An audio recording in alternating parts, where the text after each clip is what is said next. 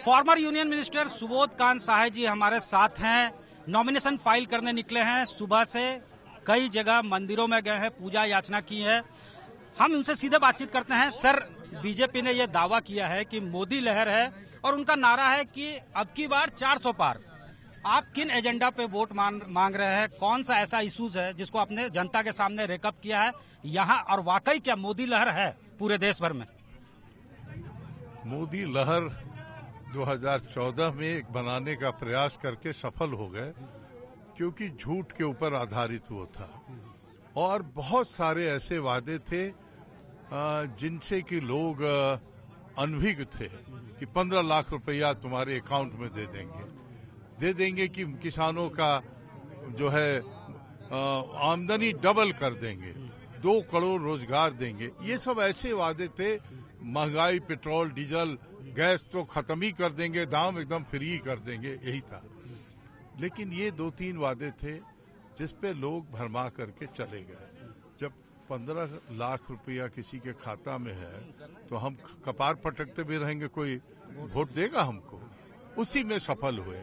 लेकिन ये चुनाव किसी लहर में नहीं है, मोदी के डाउनफॉल का है। और सबसे ज्यादा इसलिए कि मोदी खुल के अधिनायकवादी हो गया है। हिटलर कोई ऊपर से नहीं आया था, चुनाव ही माध्यम से आया था। वही प्रक्रिया, वही तौर तरीके, वही अधिनायकवाद, वही सेंट्रलाइज 2-2.5-2 लोग जो है देश चला रहे हैं।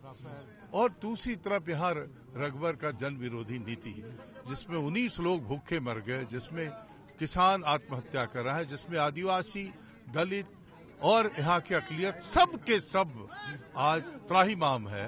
तो इन दोनों सवाल को लेके देश बचाओ, जनतंत्र बचाओ, एक विचारधारा के आधार पे मैं चुनाव लड़ा। एक छोटा सा सवाल सर, आपने कहा कि सप्रेस किया जा रहा है, गैग किया जा रहा है, लोगों को स्लैंग यूज किया जा रहा है, जुमलेबाजी हो रही है। जिस तरह से आपने देखा कि जो वर्ड है, जिस तरह का यूज हुआ, कुछ लोगों के ऊपर एक्शन भी हुआ, तो ये कहाँ जा रहा है हमारा लोकतंत्र, या वाकई जो है डिग्रेडेशन है ये? भाई, इस देश के 4 सुप्रीम कोर्ट के जजेस ने आके कहा कि देश में सब चीज अच्छा नहीं चल रहा है, डेमोक्रेसी एट स्टेक, ये कहा।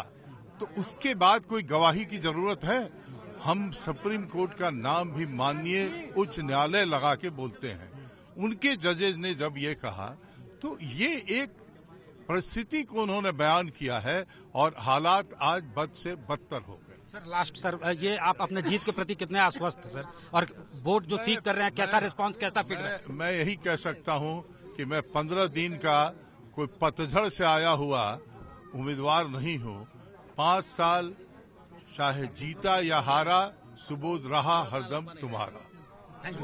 तो सुबोध जी साफ तौर से कह रहे हैं कि कई ऐसे इश्यूज हैं जिसको लेकर जो है दावे बेशक किए जा रहे हैं कि मोदी लहर है, लेकिन वाकई जो है अगर ग्राउंड रियलिटी में देखें तो ऐसा कोई लहर नहीं है। कई ऐसे इश्यूज हैं जिस पर जनता वोट करेगी और जनता साइलेंट है, स्प्रैंग कर सकती है किसी तरह का कोई सरप्राइज।